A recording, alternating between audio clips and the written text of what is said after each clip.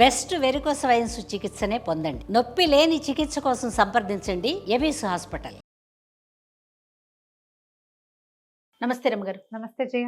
రమ్మగారు, పేదరికంలో ఉండటం, కష్టాలు రావడం, అవమానాలు ఎదుర్కోవడం, డబ్బు లేకపోవడం, ఇలా రకరకాల సమస్యల్లో ఉండేవారు. ఇంట్లో దీపారాధన, నిత్య దీపారాధన చేస్తూనో లేదో ఆలయ దర్శనాలు చేసుకుంటేనో, భగవంతుని నమ్ముకుంటేనో కష్టాలు తొలగిపోతాయా? అది అంటే దీన్ని ప్యారలర్గా ఈక్వల్గా చూడాలా? దానికి అసలు ఏం చేయాలి? అంటే మనం ఎట్లా నమ్ముతాం జయ? ఎప్పుడు కూడా ఈ జన్మలో మనం అత్యద్భుతంగా మంచి సిల్వర్ స్పూన్తో, గోల్డెన్ స్పూన్ ఇన్ మౌత్తో పుట్టినా, లేదా ఒక దారిద్ర్య రేఖకి దిగువనున్న వాళ్ళ ఇంట్లో పుట్టినా, అది మన పూర్వకర్మానుభవంగా చెప్తాం. అంతే అంతే. ఇప్పుడు మన ఆరోగ్యము, అనారోగ్యము ఇది కూడా పూర్వకర్మలది. అంతే. అన్నీ పూర్వజన్మ నుంచే మనం మోసుకొస్తాం, దాన్నే మనం అనుభవిస్తాం. అటు ధనాన్ని కానీ, ఇటు దారిద్ర్యాన్ని కానీ. కాకపోతే దారిద్ర్యంలో పుట్టినవాడు అలాగే ఉంటాడని చూస్తామా మనం? లేదుగా. మెల్లిగా ఏదో మెట్లకి ఎలాగోలా మధ్యలో పడుకుని కూర్చుని లేచి ఏదో ఒక ప్రయత్నం చేసి ముందుకెళ్తారు. మనకి ఈ కర్మ సిద్ధాంతాన్ని జన్మానుగతంగా వస్తాయని చెప్పిన మన ధర్మమే ఉద్యోగినం పురుష సింహం ఉపైతి లక్ష్మి అని చెప్పారు. ఎవడైతే పనిచేస్తాడో వాడికి లక్ష్మి లభిస్తుంది. ఒక లక్ష్మి అంటే ఒట్టి అబండెన్స్ డబ్బే కాదు, అన్ని రకాలమైనవి. ఇప్పుడు దీనికి ప్రధానంగా తన మీద తనకి నమ్మకం ఉండటం, ఏదో ఒక క్రియ చెయ్యడం, దీంతో పాటు దైవారాధన చేయటం. నిత్య దీపారాధన అంటే రోజు దీపం పెట్టడానికి నూనెైనా ఉందో లేదో వాళ్ళ ఇంట్లో. కడుపు మార్చుకుని దీపం పెట్టమని చెప్పం కదా. నువ్వు కూర వండుకోవడం మానే ఆ నూనెతో దీపం పెట్టు అని చెప్పారా ఎవరైనా? ఎక్కడ దండం పెట్టు నాయన, కనీసము దీపం పెట్టకపోతే మానే ఆ దీపం నూనెతో వంట వండుకో. ఓ చొక్కుంటే క్యారెట్ నూనె ఉంటే వంట చేసుకుని తిను, దండం పెట్టు దేవుడికి. ఈ నిత్య దీపారాధన అనేది దీపారాధనకి కలిగినంత ఉంటే చెయ్యి. నీ శక్తికి అనుసరించి ఏదైనా సరే.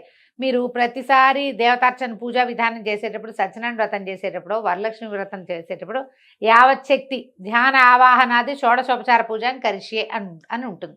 సంకల్పంలోనే యావత్ శక్తి అనేది ఒక నియమం. నువ్వు నెయ్యి కొనగలిగే సత్తా ఉండి కూడా నువ్వు పత్తి గింజల నూనెతో చేసేవనుకో, అది పనికిరాదు. పొదుపు చేయొద్దు. నీ శక్తిని అనుసరించి నువ్వు మంచి నెయ్యగలవు, కొనగలవు. మంచి నాణ్యమైన నువ్వుల నూనె కొనగలవు, దాంతో చెయ్యి. నువ్వు నూనె లేదు, నెయ్యి లేదు, నీకు నీళ్ళకు కూడా గతి లేదు, దండం పెట్టు. మన శక్తిని బట్టి మనం చూసే ముందు మన ఆరాధన క్రమాలన్నీ చూస్తూనే ఉంటాం. ఆవిడెవరో సత్తుపిండి తెచ్చుకుంది పుట్టింటి నుంచి, సత్తుపిండితోటి బియ్యం కొడుగులు చేసి దీపారాధన చేసి దండం పెట్టుకుంది. వాళ్ళు ఎవరో సత్యనారాయణ వ్రతం దీంట్లో నది ఒడ్డును చేసుకుంటుంటే, పేదవాళ్ళు చేసుకుంటున్నారు ఎవరో నది ఒడ్డున చిన్నగా చేస్తున్నారు. అలంకారాలు లేవు, పువ్వులు లేవు, పూసలు లేవు. అక్కడే వీళ్ళు కూడా నోవు నోచుకోవడానికి ఏం కావాలమ్మా? లోపల ఒకటి ఉండాలి, అంతే. స్థిర చిత్తం, ఫోకస్ ఉండాలి. ఈ రెండు ఉంటే మీరు ఏదైనా చేయొచ్చు. ఇప్పుడు మనం ఎన్ని ₹1,00,000 పెట్టి పువ్వులు పెట్టి అలంకారం చేసినా చేసుకోవచ్చు. 10 రూపాయల పువ్వులతోటి కూడా చేసుకోవచ్చు. ఏమీ లేవు, వాకిట్లో ఓ తులసి చెట్టు, ఒక మందార పువ్వు చెట్టు ఉంటే ఒక్క మందార పువ్వు, ఒక తులసి రెమ్మ పెట్టినా సరిపోతుంది. ఏదో ఒకటి చెయ్యాలి. ఈ క్రియల్లో ఒకటి మీరు ఎలాంటి జీవితాన్ని లీడ్ చేస్తున్నారో దాని నుంచి ఉద్ధరింపబడడానికి ఎవరైనా సరే ముందు ఉద్యోగం, పని, అది పెద్దదో చిన్నదో, బరువైందో తేలికైందో మీ శక్తిని అనుసరించి, లేదా మీరు చేయగలిగే పనికి వస్తున్న డబ్బు మీ జీవితానికి చాలకపోతే అప్గ్రేడ్ అవ్వండి, ఇంకొంచెం బెటర్ థింగ్స్ నేర్చుకోండి. ఇది ఎవరికైనా చెప్పాలా జయ? అసలు నాకు తెలియక అడుగుతా. అంతే కదా, చెప్పవలసిందా? ఇది ఏదో చిన్న జీతం వస్తుంది, డిగ్రీ చదివావు 15,000 వస్తుంది, ఓ 12,000 వస్తుంది, చాలటం లేదు. గ్రాడ్యుయేషన్ పోస్ట్ గ్రాడ్యుయేషన్ చేయి, ఏదైనా కొత్త కోర్సులు చేయి. ఖర్చు ఆదాయం పెంచుకునే మార్గాలు చూడు, ఖర్చు అంతే ఉంచుకోవాలి. జనరల్గా పీపుల్ ఎట్లా ఉంటారంటే జయ, మానవుల మనస్తత్వాలే అట్లా ఉంటాయి. మనకి ఆదాయం పెరంగానే ఖర్చు పెంచేస్తాం మనం. అవును, ఎప్పుడు ఇలాగే ఉంటుంది. ఆదాయం ఇక్కడ ఉంటుంది, ఖర్చు ఇక్కడ ఉంటుంది. ఈ ఆదాయం పెరిగిన పాత ఖర్చు విధానాన్ని కొంతకాలం పాటు మీరు కంటిన్యూ చేయగలిగితే అప్పుడు మీకు డబ్బు కనపడుతుంది. అవును. ఈ పోసేసే విధానం ఉంటుంది కదా, ఆదాయం పెరగానే ఖర్చులు, లేదా పెరగబోయే ఆదాయానికి ముందే ఖర్చులు సిద్ధం చేసుకోవటం. ఈ రోజున ట్రెండ్ మాత్రం అదే ఉంది జయ. నేను ఎంతమందితో మాట్లాడతాను, ఎవరితో మాట్లాడినా 1,00,000 రూపాయల జీతం వస్తే ఏం చేయాలి అనేది 30,000 అప్పుడే ఆలోచిస్తూ ఉంటారు. ఎంతసేపు కళ్ళు పైనే ఉంటాయి. అదే క్రియ చేయటానికి పైకి ఉండవు, ఖర్చు చేయడానికి ఉంటాయి. మైండ్ సెట్ మార్చుకోవాలి. పూజ చేయాలి, దీపారాధన చేయాలి, ఏమో నేను వాటిని అంతగా నమ్మట్లేదు. చెయ్యాలి. ఇప్పుడు అదే చేస్తామంటే ఎలా ఎలా కుదిరేది? కుదురుతుంది? ఏదైనా వ్రతం చెప్పండి, ఏదైనా పరిష్కారం చెప్పండి, ఏదైనా పరిహారం చెప్పండి, ఏ దేవుడికి దండం పెట్టాలి, ఏ ప్రార్థన చేసుకోవాలి. మీరు ఏ పొరపాట్లు చేస్తున్నారో అవి మానేయాలి. కాదు, జనరల్ గా ఏం చేస్తారంటే చెప్పరు అసలు. అవి చెప్పరు. అవి మేము ఈ పొరపాట్లు అసలు పొరపాటు అని నమ్మరు కూడా. ఇది కరెక్ట్ రమ్మగారు. నమ్మరు. మనం చేసేది పొరపాటు అనుకోరు. మనం ఎక్కడ పప్పులో కాలేస్తున్నామో తెలియదు మనకి. ఆ తెలియక ఏం చేస్తాము, మనం ఆలోచిస్తున్నది కరెక్ట్ అనుకుంటాం.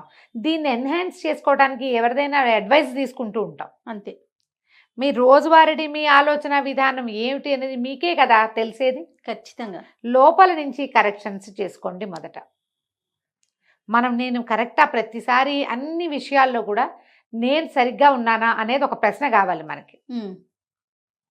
మనం ఎక్కడ సరిగ్గా లేమో అక్కడ సరి చేసుకుని అప్పుడు నువ్వు దీపారాధన చేయి.